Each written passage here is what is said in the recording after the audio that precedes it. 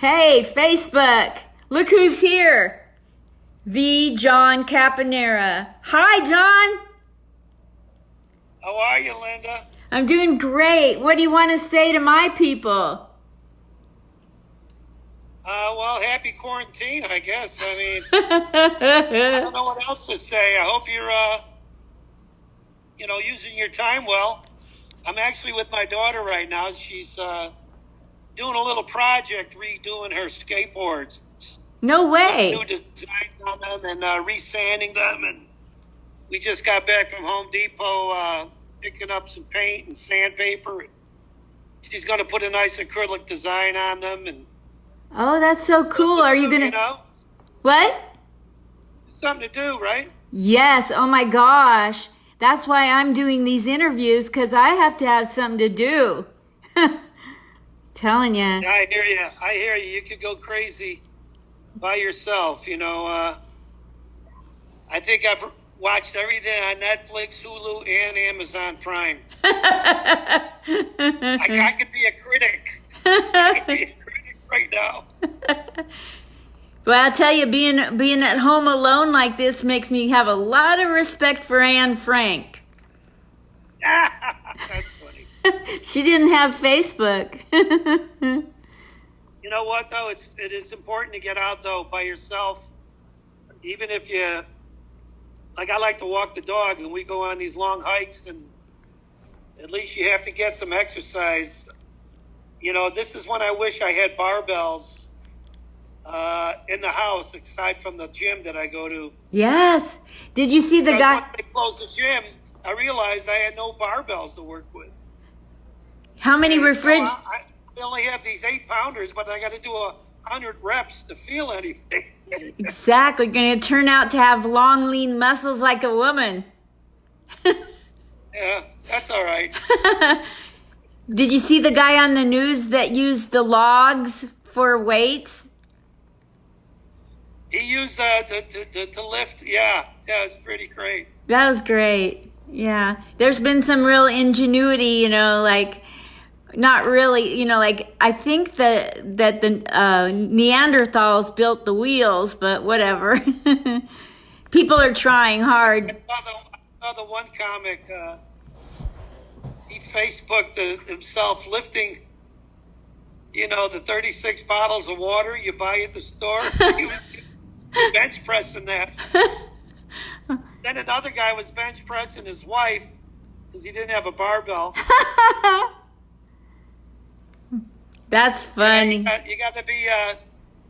You got to have a little ingenuity at this time, Yeah. So there's two schools of thought out there. I know you want to get back to your daughter's skateboard project because you're doing a DIY on skateboards. But I want to know, what are you doing to keep your mind positive? Because you seem pretty positive. Well, I wrote a song today when I walked the dog, and I sent it to my buddy who's a country music writer. Uh-huh. And I wrote the words and the melody. I said, "Hey, put the chords to this because I don't know what chords it needs." So I sang it all out on an audio file and sent it to him. I'm waiting to hear from him. I can't wait to hear that. So financially, you're at a whole different level in comedy than I am, say the least. So this has probably hit your pocketbook a little bit rougher than it's hit mine. Well, the thing is, my rent's like $2,500 a month for a 2-bedroom. What? That's how expensive Calabasas is. So I haven't worked since mid-January, so I've been living off my savings, which, thank God, I have some. Yeah. I know a lot more people are so much more dire straits than I am, and I feel for them, Yes. But even when they give us all the green light to go back, I don't see the comedy clubs filling up because people are still going to be, walking on pins and needles and worried, and the crowds are going to be half the size, and everybody's going to be wearing a mask, it's going to be a little surreal. It is.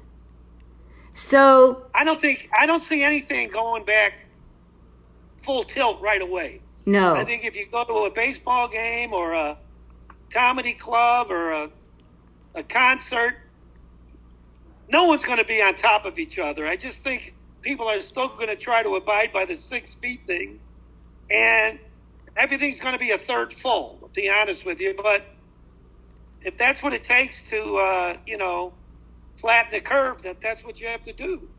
Yes. So there's 2 schools of thought out there. I just want to get your opinion before you go. 2 schools of thought. Do you know how divided comics can be on anything? Well, I've noticed that comics say, yes, I am going to tell jokes about the shutdown, and no, I refuse to. Which side of the camp are you on, John? Well, if you're a comic and you're not talking about it when you go back, then it's like the white elephant in the room that you're ignoring. Totally. I mean, you don't have to be talking about it and making light of people who passed away, but you could talk about being, quarantined. How it affected you? And how it affected you, and you could talk about being quarantined. That's a precedent that no one's. It's a first. It is. And everyone's going through it. So it's like, why not talk about it if you have something, you think is funny and people will laugh at, and that everyone could share and go, yeah, I know what he's talking about. Yeah, I've found that I think it's a no-brainer if you don't talk about it when you have something funny. You know what? Then you're missing out, and you're kowtowing to all those in the PC world that say this is right and this is wrong. Well, you have to ignore all that and go with your own gut feeling. And that's what makes you be at the level that you're at. Because the people who have said that they're going to talk about it are all at your level, and the others are all at a lower level. And that's the difference. That I think that we're uncovering a little nugget of what makes a great comic as to an average comic. You shouldn't let anybody or anyone or anything hold you back of talking about what you want to talk about.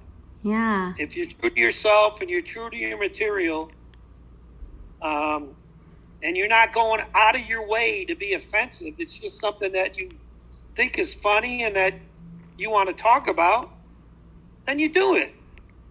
And if you're going to be so worried about what everyone's, going to say, whether you're PC or not, well, then you really shouldn't be doing stand-up comedy.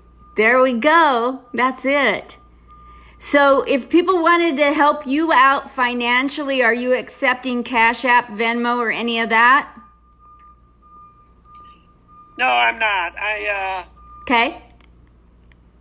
I'm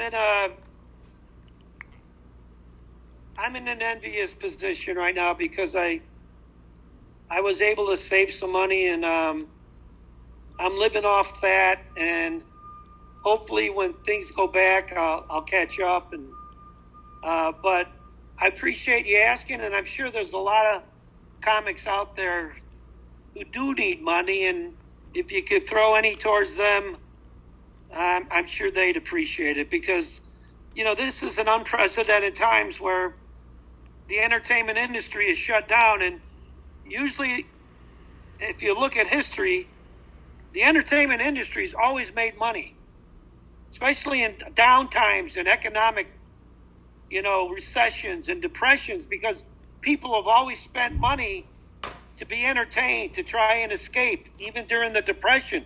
So the entertainment industry always made money during down times, but this is the one time they're not, because you can't perform in gatherings. So it's really hurt the entertainment industry. And if you can, give towards a comics fund or a GoFundMe for a comic, they're not making anything right now unless they're getting some residuals from Spotify or XM and Sirius, or maybe they're doing voiceovers, but right now, man, it's slim pickings for an entertainer. It's so depressing. Like, if I see somebody being mean to their child at the bus stop, I get sad.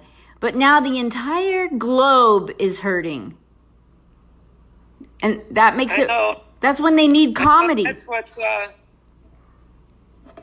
what's different about this pandemic or disaster or calamity, whatever you want to call it, is that it's a global thing. It's not just me and the guy next door and the neighborhood next over. It is global. So all humans have to abide by the same rules if they want to beat this thing. Yes. I live in a motel for veterans here on the boulevard, and yesterday Hazmat picked up a guy and took him in, and he has the virus. So now there's 3 people quarantined in this 50-unit motel. Oh my God, are you talking about Las Vegas? Yep, the Veterans Village 1. So there's already been a few from where you're living that's been diagnosed? Yep, 3 of them. Well, now you especially have to be worried because it's in the building. Yes. So I taped up. You can't see it with infrared lenses. You don't know where it's at. So you have to make sure if you walk outside your door, you got a mask and gloves on, and you don't touch anything. Nothing. And if I were you, I'd take the staircase instead of the elevator, because you don't want to be in an enclosed area. Exactly. I taped up all my vents just in case. You never know if the ducts could be tied to somebody else's room. What do I know? No, you're better off. You're better off opening up a window and getting fresh air than anything that's circulating inside the halls of that complex you're in. Yes. Fortunately, it's all outside halls. So also, these are young people that have come down with the virus, and they were hanging around not social distancing. So, you know. You know what? Because it is in your complex, or how many does it hold where you're at? 52. Wow. Yep. Well, let me just say this. If you start feeling any kind of symptoms, go in early. Make sure you go get checked. I will. And go get tested, because, we're not at an age where we could just beat this like someone in their 20s or 30s. That's right. So, well, it's been lovely, and thank you so much for letting me have a time for my people to get to know you. I so appreciate you, John Caponera. Do you have a website, and where all do you want people to stalk you? Yeah, I do. JohnCaponera.com if they want to watch some videos and see where I'm performing. I just had a gig canceled in June. Uh-oh. So I'm still wondering if my gig at Harvey's is still on. That was supposed to be June 11th. So I don't know if that's going to happen. I've been in touch with Doug, and Doug's in touch with the bank and Barry, the prior owner, to talk about keeping the thing going financially. I'm just wondering if they're going to still do the gig I got going at Harvey's in Portland on June 11th, if it's still happening or not. I haven't heard anything. If I hear anything, I will let you know ASAP. Hi, Linda. Thank you. Thank you, Doug. Thank you, John Caponera. I was thinking of Doug at Harvey's. I don't have dementia. Thank you. Bye. Love you. Love you lots. Be careful. Stay safe and stay sane. Bye. Bye-bye. Bye. Thank you, John.